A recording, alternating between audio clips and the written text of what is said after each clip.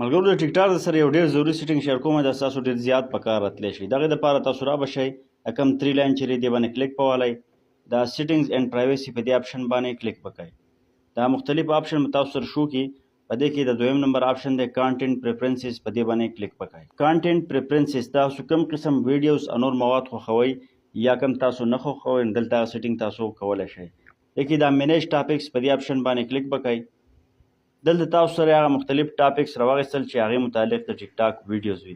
نو اوس په دې کې چې تاسو کوم قسم ویډیوز کتل نه غواړئ، مثال په توګه تاسو لیدلی شئ دا دویم نمبر آپشن چې دی ډانس، دا ما بالکل دې ځای ته راوستی نو دې طرف تاسو ځئ، نو مطلب دا به تاسو ته بالکل نه ښودلی کېږي یا به ډېر کم ښودلی کېږي.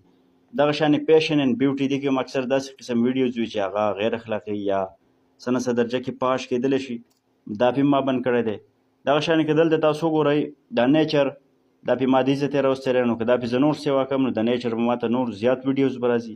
دغه شانې د سپورټس ویډیو دا به ماته زیاتې راځي.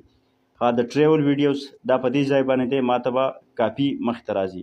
و چېرې دا زه فول بلو کړم مطلب ماته به د ټریول ویډیوز ډېر زیات راځي. او که دا چېرته زه دې سایډ ته راځم د لیفټ سایډ ته دومره به دا ویډیوز کمیږي.